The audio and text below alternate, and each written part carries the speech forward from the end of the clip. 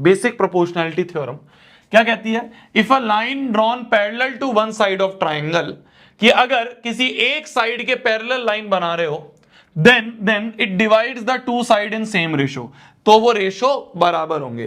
तो क्या बोला जा रहा है? गिवन क्या है हमें? गिवन ही है कि मान लो एक ट्राइंगल है, ध्यान से देखना, मान लो एक ट्राइंगल है एबीसी, मान लो एक ट्राइंगल है एबीसी। इस ट्राइंगल में हमें गिवन है कि बीसी, किसी भी एक साइड के पैरेलल एक लाइन हमें गिवन है, किसी भी एक साइड के पैरेलल हमें एक ऐसे लाइन गिवन है। मान लो ये जो डीई है, ये पैरेलल टू बीसी गिवन है। तो गिवन क्या है हमें? गिवन है कि DE is parallel to BC. हमें प्रूव क्या करना है? हमें प्रूव करना है बीपीटी, बेसिक प्रोपोर्शनैलिटी थ्योरम, कि एडी अपॉन डीबी बराबर एई अपॉन ईसी, छोटा अपॉन छोटा बराबर छोटा अपॉन छोटा, ये प्रूव करना है। क्योंकि इससे फिर ऊपर वाला छोटा अपॉन बड़ा, ऊपर वाला छोटा अपॉन बड़ा, ये तो हमने ऑलरेडी प्रूव कर दिया था ना फर्स्ट लेक्चर में, कि अगर ये पता है तो इसमें +1 ऐड करके वो करा था जो, ठीक है। तो हमें ये प्रूव करना है, ध्यान से देखना, इसका प्रूफ बहुत शानदार प्रूफ है, बहुत मजेदार प्रूफ है, ध्यान से देखना, ध्यान से देखना, ध्यान से देखना। प्रूफ पे आ जाते हैं, ध्यान से देखते रहना। मैं चाहता हूं 5 मिनट तुम्हारा फोकस यहां रहे, तुम्हें सब समझ में आ जाएगा, वरना ये प्रूफ बच्चों को समझ नहीं आता है। और ये प्रूफ आपके सीबीएसई में आता है, बोर्ड एग्जाम में पूछा जाता है प्रूफ, ठीक है। देखो, ऐसा नहीं है कि ये प्रूफ करने के लिए मेरे को कोई ऊपर से दिव्य शक्तियां मिली थी और मेरे को एकदम समझ में आ गया। मेरे को मेरे मास्टर ने समझाया तो मैंने उनसे सीखा और समझ लिया। आज मैं तुम्हें बता रहा हूं तो मुझसे सीखो और समझ लो, ठीक है। ये मत सोचना भैया ऐसे कैसे दिमाग में आएगा, ऐसे कैसे होगा, ऐसे कैसे होगा। मेरे को भी ऐसे नहीं बचपन से समझ के आया था, मैंने टीचर से समझा, मेरे को समझ में आया, आज मैं तुम्हें समझा रहा हूं। तो इसलिए खुले माइंड से ध्यान से सुनना। देखो, मान लो एक कंस्ट्रक्शन हम करेंगे, क्या? ज्वाइन कर दो डीसी एंड ईबी को, डीसी और ईबी को ज्वाइन कर दो। ये कंस्ट्रक्शन हमने करी क्या? कि हमने डीसी को और ईबी को ज्वाइन कर दिया, ठीक है। अब ध्यान से देखना, प्रूफ पे आ जाए प्रूफ 2 पार्ट में होगा। कैसे? देखो, एक बार मैं क्या करूंगा, इस ट्राइंगल को लूंगा और एक इसके साथ ये वाले ट्राइंगल को लूंगा। अभी मैं इन दोनों ट्राइंगल को उठा रहा हूं, ध्यान से देखना। पहले मैं 2 पार्ट में होगा, पहले पार्ट में मैं इस ट्राइंगल को और इस ट्राइंगल को लूंगा, तो पहला पार्ट इन दोनों ट्राइंगल के ऊपर वर्क करेंगे। फिर दूसरे पार्ट में मैं इसको तो लूंगा ही और इसके साथ फिर इस वाले को ले लूंगा, तो दूसरे पार्ट में हम इन दोनों को लेंगे। तो पहले पार्ट की अगर हम बात करें तो मैं 2 ट्राइंगल को ले रहा हूं, ध्यान से देखना, 2 ट्राइंगल्स को ले रहा हूं। एक ये ट्राइंगल है ADE, ठीक है, और एक ये ट्राइंगल है जो नीचे वाला है इसके, ध्यान से देखना, एक ये ट्राइंगल है, कौन सा? DEB। इन 2 ट्राइंगल को ले रहा हूं, ठीक है, बहुत बढ़िया। मान लो इन दोनों ट्राइंगल का मैंने एरिया लिखा, इन दोनों ट्राइंगल का एरिया लिखा, और बेस मैं इधर वाली साइड्स को मान रहा हूं, जो इधर वाली साइड्स है ना, जो इधर वाली साइड्स है। मैं अपनी आंखों को इधर को रख रहा हूं, मान लो ये मेरी आंख है इधर, ये मान लो मेरी आंखें हैं इधर, और मैंने इधर से आंख रखी, तो मेरे लिए बेस ये हो जाएगा ना, जो नीचे दिख रहा है उसको मैं बेस मान रहा हूं अगर, तो ये नीचे वाला ये बेस, और इधर से भी देखूंगा तो इस ट्राइंगल का बेस ये। तो मैंने बेस किसको माना? इस वाली साइड्स को, इधर वाली साइड्स को बेस माना। ध्यान से देखते रहना। इसका एरिया क्या होगा? एरिया ऑफ ट्राइंगल ADE होगा हाफ इंटू बेस मैंने वाला AD इंटू हाइट में कुछ लिखूंगा। Similarly area of this triangle, area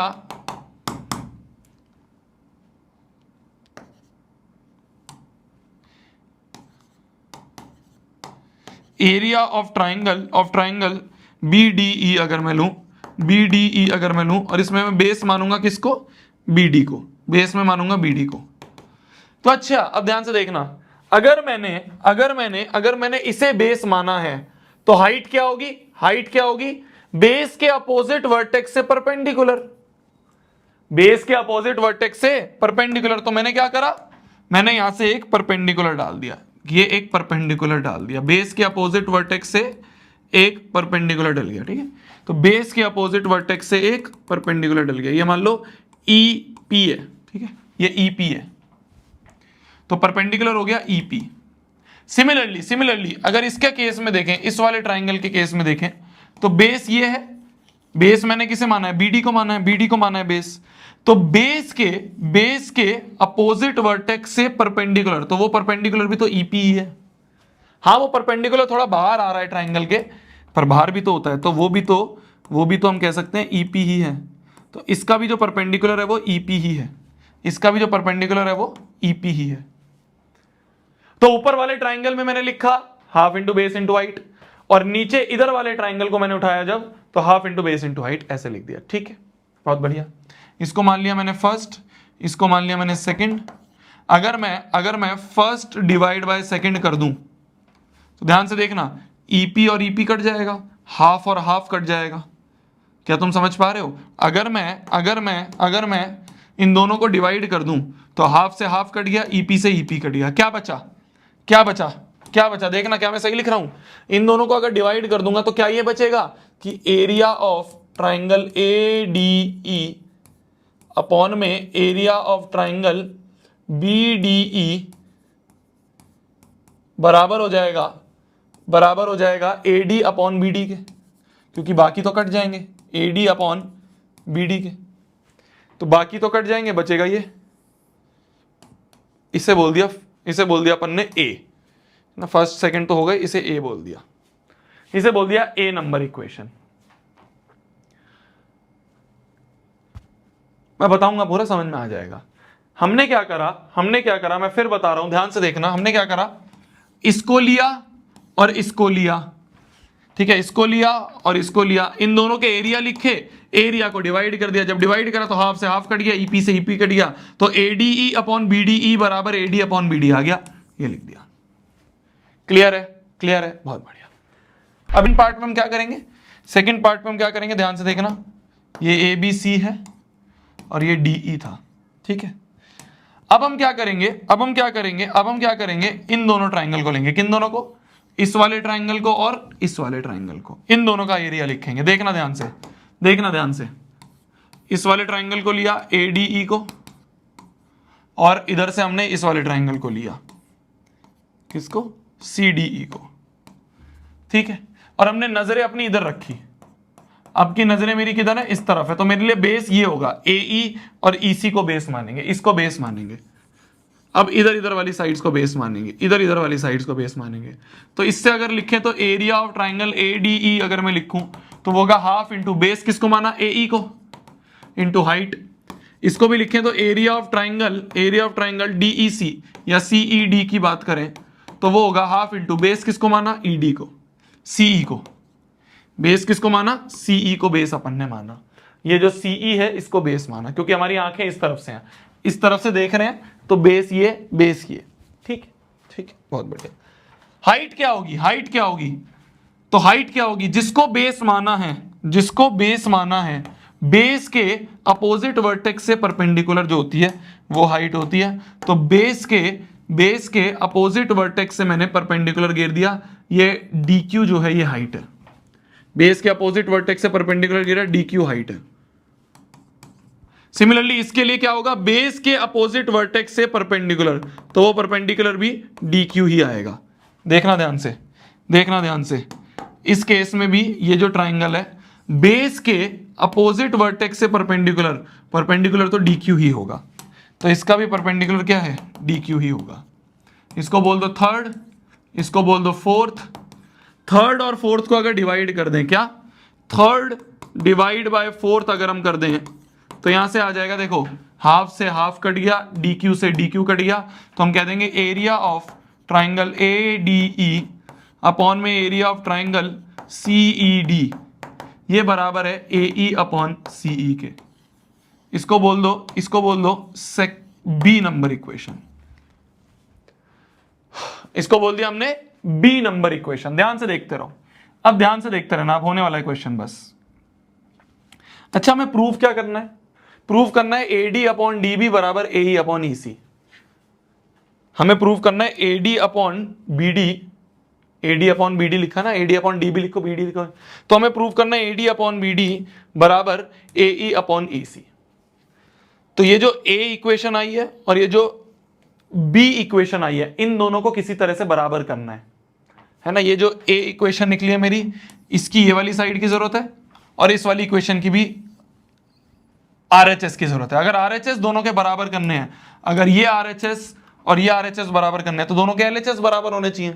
LHS में क्या है, न्यूमरेटर में है एडीई, इधर भी न्यूमरेटर में है एडीई, तो न्यूमरेटर तो बराबर है। डिनोमिनेटर में क्या है, यहां पे है बीडीई और यहां पे है सीईडी। न्यूमरेटर में अलग है, अगर डिनोमिनेटर में अलग है। न्यूमरेटर तो सेम है, एडीई एडीई, न्यूमरेटर तो सेम है, डिनोमिनेटर में डिफरेंस। अगर डिनोमिनेटर भी किसी तरीके से बराबर कर दें कि हम किसी तरीके से इस ट्राइंगल के एरिया को और इस ट्राइंगल के एरिया को बराबर बता दें, तो डिनोमिनेटर भी बराबर हो जाएगा, दोनों के एलएचएस बराबर हो जाएंगे, बात खत्म हो जाएगी। कॉन्सेप्ट होता है, एक कॉन्सेप्ट होता है जो हमने बचपन में ही पढ़ा था, क्या, two triangles having same base and between same parallel lines. अगर दो ट्राइंगल का बेस सेम है और सेम पैरेलल लाइंस के बीच में, then their area will be same, then their areas will be same. क्या कि अगर दो ट्राइंगल है, एक ये ट्राइंगल है और एक ये ट्राइंगल है, ये दोनों ट्राइंगल सेम बेस है, दोनों का बेस डीई है और बिटवीन सेम पैरेलल लाइंस, ये इसके पैरेलल है, तो ये दोनों ट्राइंगल सेम बेस और सेम पैरेलल लाइंस के बीच में आ रहे हैं, तो हम कह देंगे therefore area of triangle BDE will be equal to area of triangle CED। इन दोनों का एरिया क्या होगा, बराबर होगा। इसको बोल दिया हमने C नंबर इक्वेशन, इसको हमने बोल दिया C नंबर इक्वेशन, इसको हमने बोल दिया C नंबर इक्वेशन की ये दोनों ट्राइंगल, ये वाला ट्राइंगल और ये वाला ट्राइंगल, दोनों का बेस सेम है और पैरेलल लाइंस के बीच में है।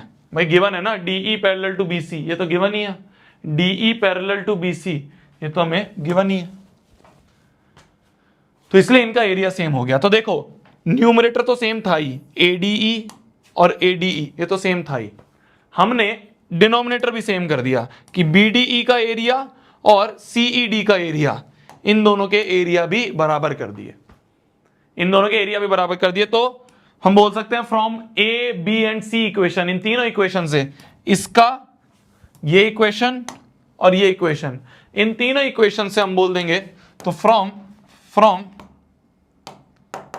क्या हो रहा है, तो from A, B and C, इन तीनों इक्वेशन से हम बोल देंगे कि भैया देखो LHS तो बराबर हो ही गई है, LHS का न्यूमरेटर डिनोमिनेटर और इसका भी न्यूमरेटर डिनोमिनेटर आपस में बराबर है, तो RHS भी बराबर होंगे। मतलब AD अपॉन BD बराबर होगा AE अपॉन CE के, मतलब कि AD अपॉन BD बराबर होगा AE अपॉन CE के। यही तो हमें प्रूव करना था, हेंस प्रूव्ड।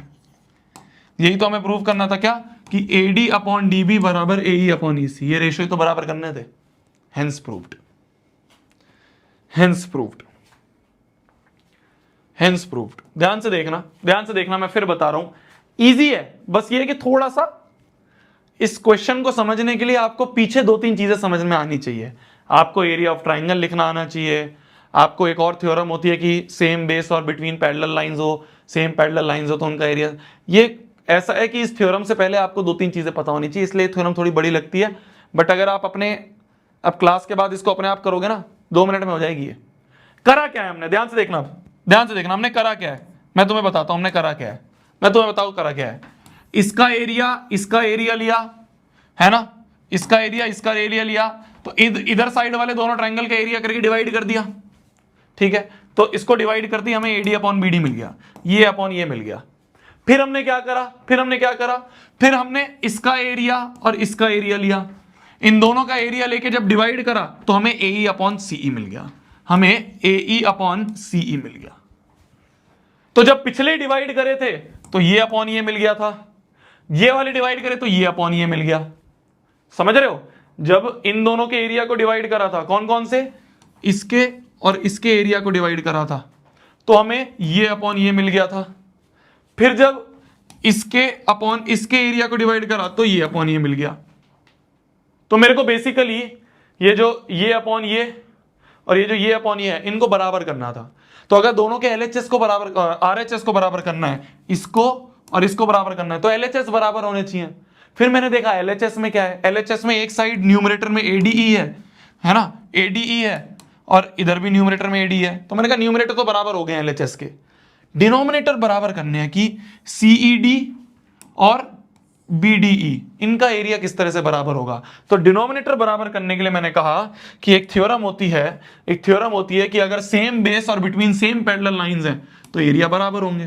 तो ये जो डिनोमिनेटर बराबर एक अटक रहे थे हमारे बीच में कि ये डिनोमिनेटर और ये डिनोमिनेटर क्या भी एक बीच में पेज अटक रहा था, वो यहाँ पे पेज सॉल्व हो गया सी वाली इक्वेशन में।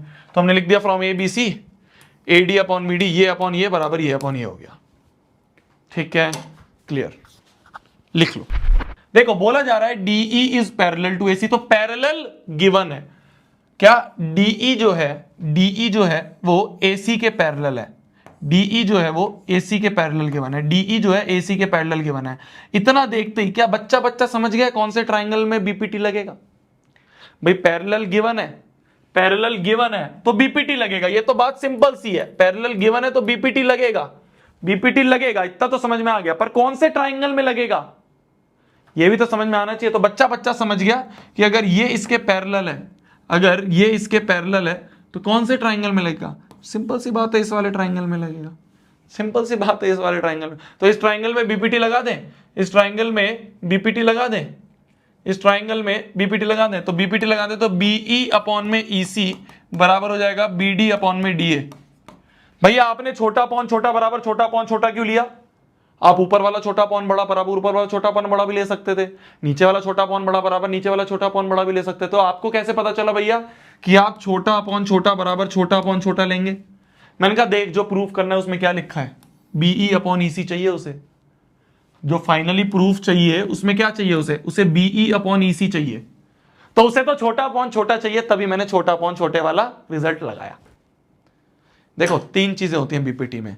सबसे पहला BPT लगेगा ये पता चल जाए, फर्स्ट स्टेप, ध्यान से सुनना, बहुत इंपॉर्टेंट चीज बता रहा हूं। सबसे पहली चीज पैरेलल देखते ही BPT लगेगा, पहला स्टेप ये समझ में आना चाहिए। अब BPT लगेगा तो कौन से ट्राइंगल में लगेगा वो भी आपको समझ में आना चाहिए। अगर ये इसके पैरेलल है तो एक ही ट्राइंगल दिख रहा है, तो दूसरा स्टेप है कि प्लॉट पता करो कि कौन से प्लॉट में कौन से ट्राइंगल में BPT लगेगा। अब BPT लगेगा ये समझ में आ गया, कौन से ट्राइंगल में लगेगा ये समझ में आ गया, पर BPT कौन सा वाला लगेगा, छोटा अपॉन छोटा लगेगा, ऊपर वाला छोटा अपॉन बड़ा लगेगा, नीचे वाला छोटा अपॉन बड़ा, ये पता चलता है कि हमें फाइनली क्या चाहिए। हमें पता चलेगा इससे कि फाइनली क्या चाहिए। तो BE अपॉन EC चाहिए था, मतलब छोटा अपॉन छोटा चाहिए था, तो मैंने ये लगा दिया। अब देखो, अब देखना, वापस से और 2 चीज पैरेलल दी हैं, तो पैरेलल गिवन है तो BPT लगेगा ये समझ में आ गया। कहां लगेगा, कौन से प्लॉट में, कौन से ट्राइंगल में लगेगा, तो DC पैरेलल टू EP। देखो DC, अब मैं इसको ना ऐसा करता हूं, मिटा देता हूं नहीं तो कंफ्यूजन होगी। DC parallel to AP given है, तो ये देखते ही बच्चा समझ गया कि ये और ये पैरेलल है, तो इस वाले प्लॉट में लगेगा, इस वाले ट्राइंगल में लगेगा, इस वाले ट्राइंगल में लगेगा। समझ में आ गया। तो कौन से ट्राइंगल में लगेगा, ट्राइंगल ABP में लगेगा, ABP में लगेगा, है ना। ये लिखना जरूरी है, इसमें भी लिखो। हमने इस वाले में कौन से में लगाया ट्राइंगल, हमने लगाया ACB में, है ना, ACB में लगाया। ठीक, बहुत बढ़िया। तो ये पता चल गया BPT लगेगा, ये पता चल गया कौन से ट्राइंगल में लगेगा। अब कौन सा BPT लगेगा, छोटा अपॉन छोटा लगेगा, ऊपर वाला छोटा अपॉन, ये पता चलेगा कि फाइनली क्या चाहिए, BC अपॉन CP चाहिए। देखो ये BC है, BC अपॉन CP ये चाहिए, तो छोटा अपॉन छोटा ही चाहिए। तो क्या लिखेंगे, तो BC अपॉन में CP बराबर होगा BD अपॉन DA के। समझ में आई मेरी बात। तो ये भी BD अपॉन DA के बराबर, ये भी BD अपॉन DA के बराबर। तो फ्रॉम फर्स्ट एंड सेकंड बोल देंगे BE अपॉन EC बराबर BC upon CP, hence proved. लिख लो, याद आ गया। ऐसे क्वेश्चन बहुत करें कल हमने, याद आ गया? तो 3 स्टेप है, 3 स्टेप है, सिंपल सिंपल 3 स्टेप है। ध्यान से देखना, ये मैंने बहुत आसान कर दिया यार तुम्हारे लिए, बच्चों को बहुत कंफ्यूजन होती है थोड़े बड़े बड़े क्वेश्चंस में। बीपीटी के 3 स्टेप। सबसे पहला, दिमाग में घंटी बज जाए कि बीपीटी लगेगा, ये पहला स्टेप है। क्योंकि अगर यही नहीं पता चल रहा कि बीपीटी लगेगा क्वेश्चन में, तो बात ही क्या है? कैसे पता चलता है? ये पैरेलल गिवन है तो बीपीटी लगेगा, पहला स्टेप। दूसरा स्टेप, कौन से ट्राइंगल में लगेगा ये आइडेंटिफाई करो।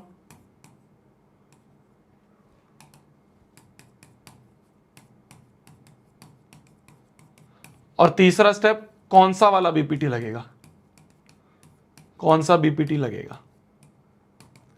अगर ये तीनों चीजें पता कर ली तो क्वेश्चन हो जाएगा, तो क्वेश्चन हो जाएगा। लिखो।